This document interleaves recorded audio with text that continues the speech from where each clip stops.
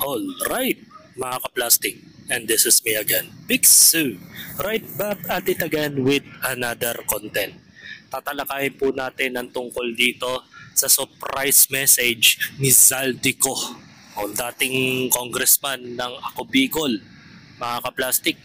At ito po, magandang greetings to para kay Martin Romualdez na birthday niya ngayon, mga ka-plastic.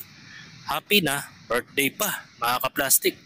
So sa happy na birthday pa, mayroon pong magandang message si Zaldico para sa kanya. Isang sorpresa na hindi niya malilimutan. Ito po yung kanyang mensahe para sa kanilang dalawa ni Bongbong Marcos. So panoorin natin ang full video about dito sa sinabi niya about sa kanyang birthday na si Martin Romualdez. Ang nag-deliver papunta sa bahay nila Pangulong Bongbong Marcos at Speaker Martin Romualdez mag-insert o magpasok ng 100 billion worth of projects sa BICAM. Sana po ay hindi nila ako mapatay bago ko mailabas ang lahat. Ginawa ko lang ang utos sa akin, pero ngayon, handa na akong harapin ang lahat. Ginagamit ng administrasyon ang buong resources ng bansa para tumahimik ako. That he will shoot me if I will talk. Gagamitin ako bilang panakipbutas sa kanilang kampanya laban sa korupsyon. Hindi na ako mananahimik, ilalabas ko ang lahat ng katotohanan. May resibo, may ebidensya, at may pangalan. Ito na. Para sa bawat Pilipino, alam ko na buo ang galit ninyo sa akin ngayon. Nauunawaan ko rin kung bakit. Lalo na at malaki ang halagang nakataya. Pero bago kayo humusga, hayaan ninyong ipaliwanag ko ang buong katotohanan. Matagal akong hindi nagsalita dahil may direktang utos sa akin. Huwag nang bumalik ng Pilipinas at manahimik na lamang.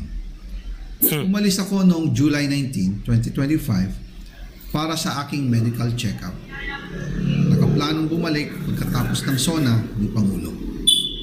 Pero habang papauwi na ako, tinawagan ako ni dating Speaker Martin Romualdez at sinabihan, "Stay out of the country. You will be taken care of as instructed by the President." Noon naniniwala pa ako sa kanila, kaya't hindi ako bumalik. Tumikom ang aking bibig, sumunod ako, pero ang hindi ko alam, ang ibig pala nilang sabihin sa aalagaan ka namin ay gagamitin ako bilang panakipbutas sa kanilang kampanya. Ayun. Ginawa nila akong poster boy ng kanilang sariling kasinungalingan. Ngayon, hindi na ako mananahimik, ilalabas ko ang lahat ng katotohanan. May resibo, may ebidensya, at may pangalan. Nagsimula ito nung tumawag si Sekmina Pangandaman sa akin nung nagumpisa ang BICAM process last year, 2024. Ang sabi niya, katatapos lang ng meeting nila ni Pangulo at may instructions na mag-insert o magpasok ng 100 billion worth of projects sa BICAM. At sinabi pa ni Sekmina, you can confirm with Yusek Adrian Bersamin dahil magkasama sila sa meeting ni Pangulong BBM noong araw na yon. Tinawagan ko po agad si Yusek Adrian Bersamin at tinanong ko kung may instruction nga ba ang Pangulo na magpasok ng 100 billion during their meeting. Ang sabi niya ay totoo nga po. Right after our conversation, tinawagan ko po si dating Speaker Martin Romualdez at nireport ko ang instructions ng Presidente to insert the 100 billion projects. At sinabi niya sa akin, what the President wants, he gets.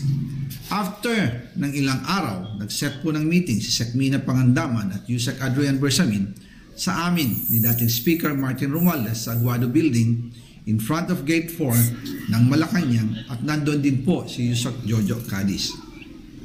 During the meeting, binigay po ni Yusek Adrian Bersamin ang listahan na worth 100 billion. Tinanong ko po si Yusek Adrian kung saan galing ang listahan. Ang sagot niya, galing kay PBBM mismo at binigay niya ito mula sa brown leather bag.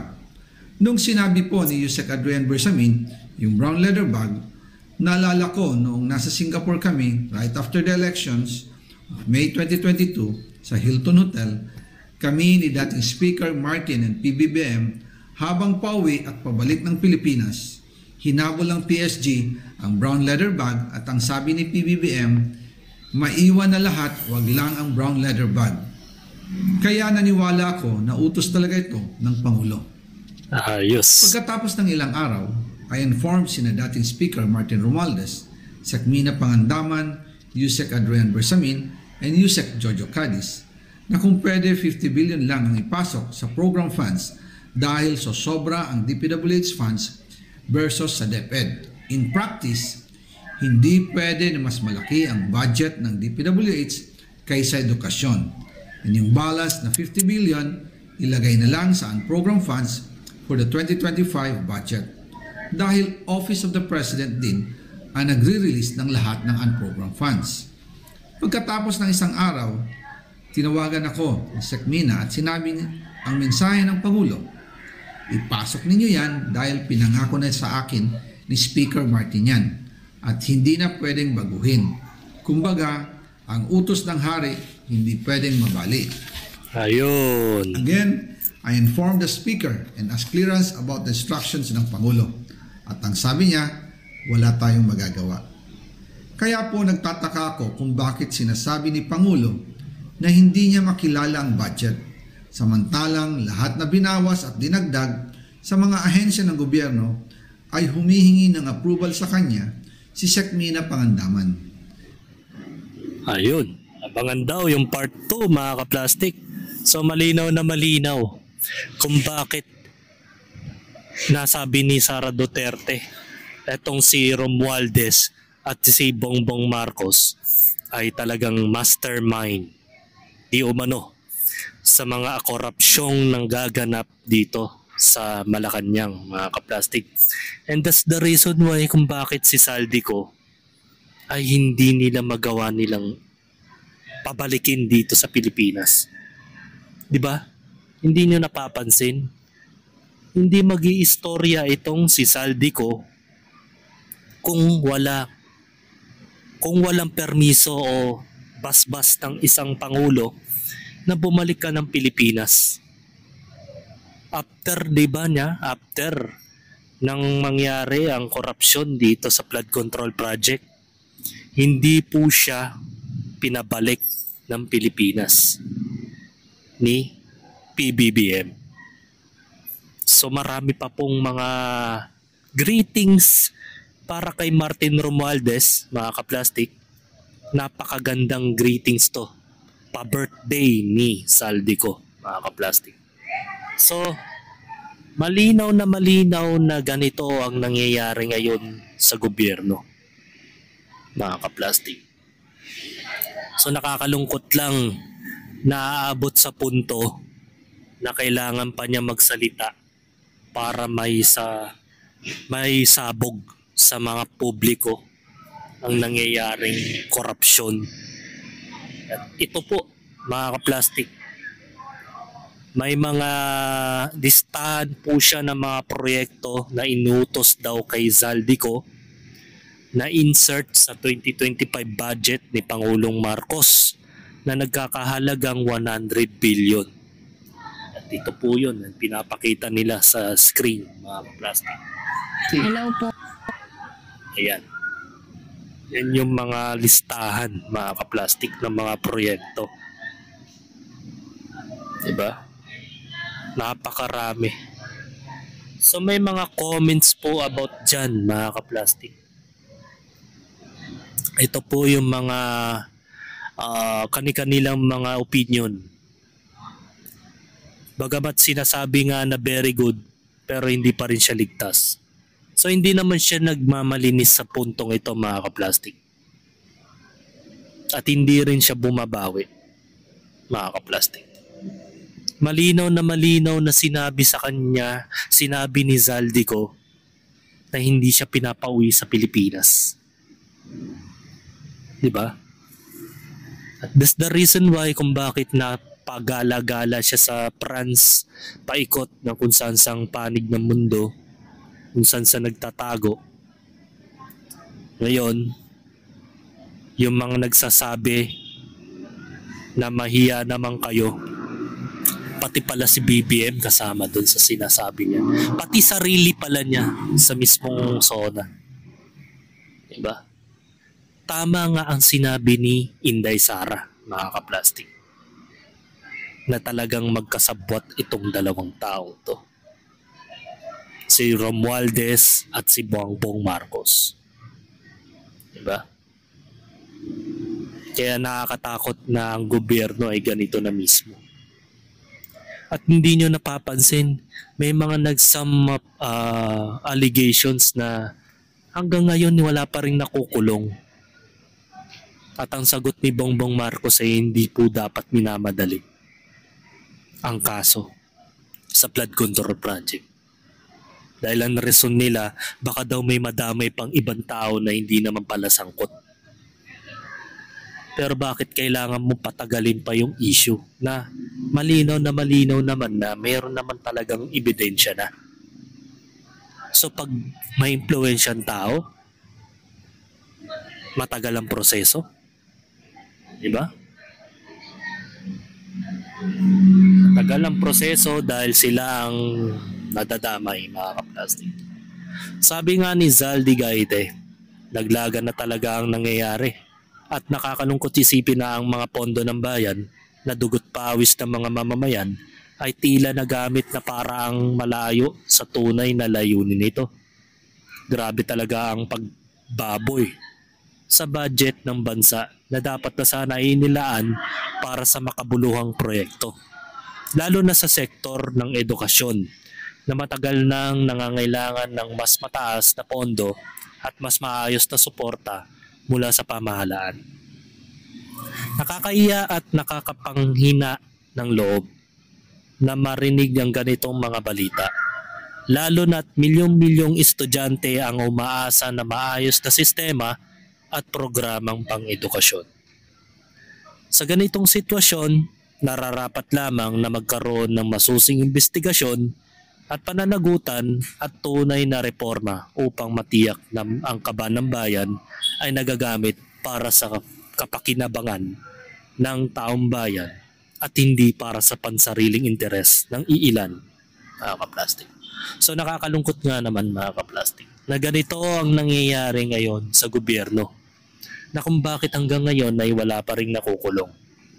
Diba? So madawit-dawit pa lang ang bandang huli ay kasama pala talaga ang Pangulo, pati si Martin Romualdez, mga kaplastik. So marami nagsasabi na ang video na ito ay AI, mga kaplastik. AI daw yan, mga kaplastik. Marami nagsasabi na AI daw yan. Marami yan nagsasabi naman na bakit, ito po yung sabi ni ito po.